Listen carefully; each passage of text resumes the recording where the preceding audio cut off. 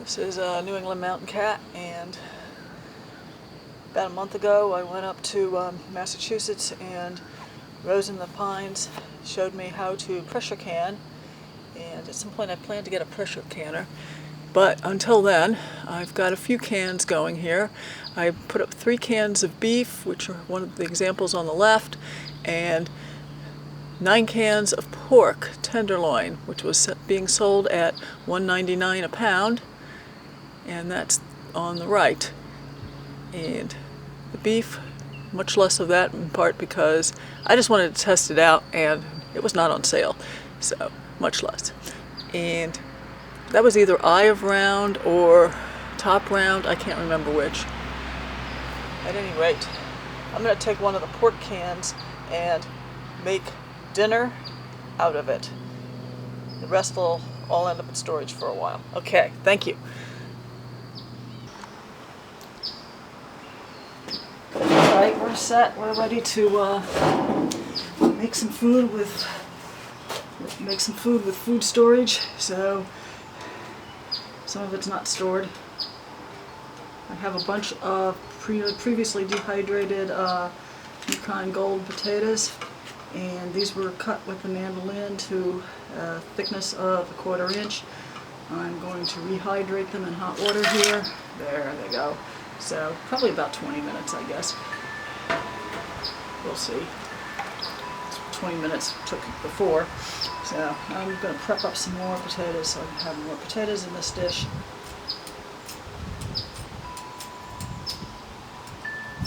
I'm not peeling everything, just areas that I don't want to eat.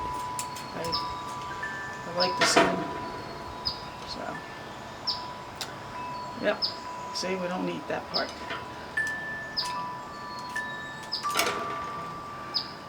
I've already rinsed these. When I get finished doing that, I'm going to cut these into approximately 1/4 inch thickness, because I don't feel like pulling up a mandolin for this, because these don't really work well on mandolins without losing your fingers. So we'll take a break while I do this. Yep, so I ran to the mom and pop and got this cheese. So we'll see how this goes. And as I noted, these weren't blanched, I just cut them now. The other ones, the dehydrated ones, were blanched before dehydration. It makes a big difference in how they look and everything else. Let me finish doing this cheese and doing that cheese. Okay, here we go. This is the pork. I actually got a different jar than the one I showed you earlier. This one has a little more fat in it, and I want to use the ones with more fat sooner, because I've given to understand they are... Let's see if we can open this. They go to rancid a little faster because of the fat.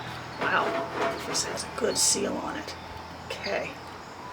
Okay, let's crack it against the floor and open it that way. No, let's pry it open. Alright, we'll do this. You don't need to watch me. Alright, when in doubt, pull out the church key. That works in 2 seconds. Alright, let's see. That smells good. Yeah, it's been cooking in its own broth because it's cold packed, and I think the pieces are small enough for my purposes here. We'll see. It's got its own broth. Some stuff to scrape out. Show you in a second, but show you. There you go. We'll move this here and up there. We're going to spread this out.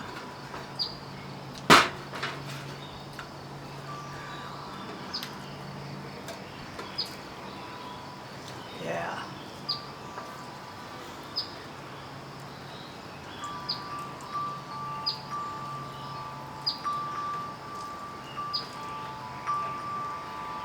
That looks good. This is a beef tenderloin. Hardly any fat on it. Very little considering it's pork. Considering the price. Yep, that's good enough. I don't need to. It's almost shreddy. It's almost to the point where you can make pulled pork. You cook it a little longer in some barbecue sauce and come up with a ersatz pulled pork without the grill. I don't know if purists will like that now. Hand problems here with the camera, but all right. Let's see here. Paper towels, handy. Okay, and a spoon for getting the rest of this out. Not that there's much.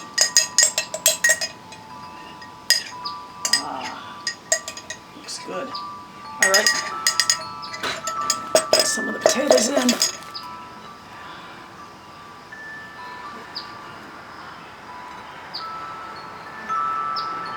This is probably going to be a little on the juicy side, but I don't mind. I could drain the broth out, but I want the broth. So I'll deal with it juicy. It's probably not the most interesting way to do it. Some onion, which I dehydrated, and yes, I am going to get proper sealing bags at some point. Actually put some of this into jars, which works nicely too. Since this is so moist in here, I'm going to let these rehydrate while cooking. And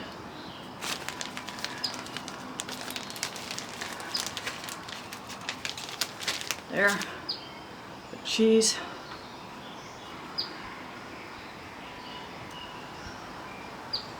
All sorts.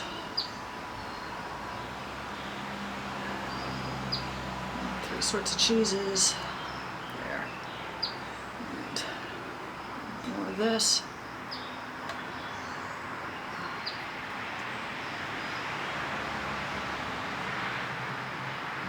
Let me see if these are rehydrated enough. Probably. Yeah, pretty close. Could go a couple more minutes. That's all right. We'll let you go a couple more minutes. All right. While that rehydrates a bit more, I forgot to put in salt. I didn't pack this with salt. The beef, I actually have a 1/4 teaspoon to 1/2 teaspoon of salt in each of my containers. But this, I just basically wanted to get going on it, and so potatoes need salt, so I'm going to be generous there. And pepper, always got to have nice pepper. I like the rainbow peppercorns that Trader Joe's puts out. And I get the garlic powder from the same source, basically, because it says it's made in California as opposed to, oops, that's in the way, I think, as opposed to being in China, so garlic is one of the major food groups. Okay. All right, we got some of the potatoes from in here on top, and at this point, I think I'm going to throw on some more. Oh, there's somebody else. Some more of the cheese.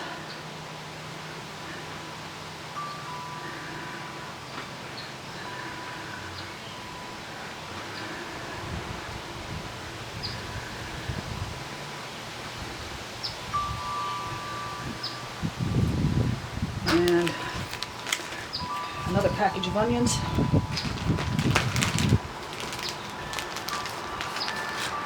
And never can have too many alliums.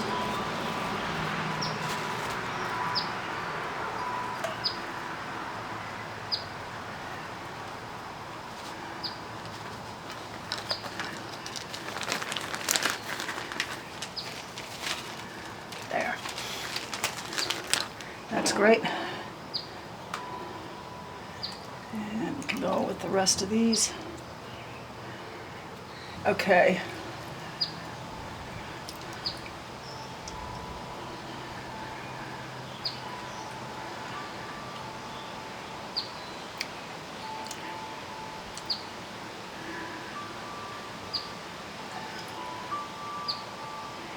That's all the potatoes, unless I feel like cutting up some more, and I don't, and I'm going to put the rest of this cheese on, plus a little bit more.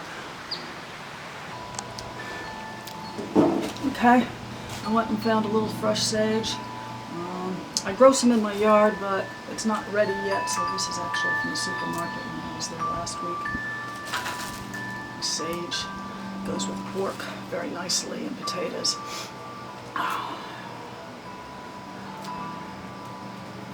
So we're going to do it that way.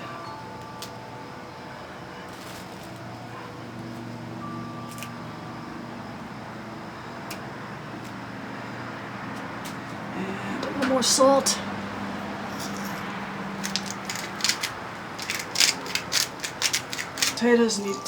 Potatoes kind of need salt, I think. I wouldn't normally cook with that much salt, but it's potatoes, even if they are Yukon Golds. There. The pepper and the cheese. And then I think we're ready for the oven, which I've preheated in there to 350. And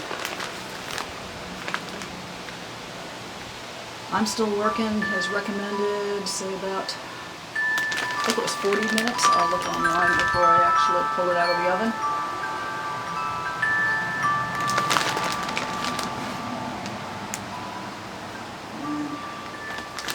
And so this particular cheese probably does have a lot of salt in it, but that's where it goes.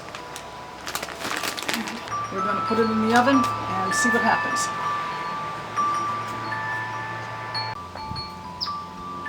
I don't know why, but it didn't really record the last part of the video, which is when I served myself and started noshing on it, but there it is. I cooked it for 40 minutes. I think 30 minutes would have been perfect, considering the depth of the particular piece of potato meat mixture. But even though there's dark areas, it's not charred tasting. It just tastes a little caramelized. And so it's still quite good. And the beef, I will say, was excellent. So was the potato part. Thank you for watching.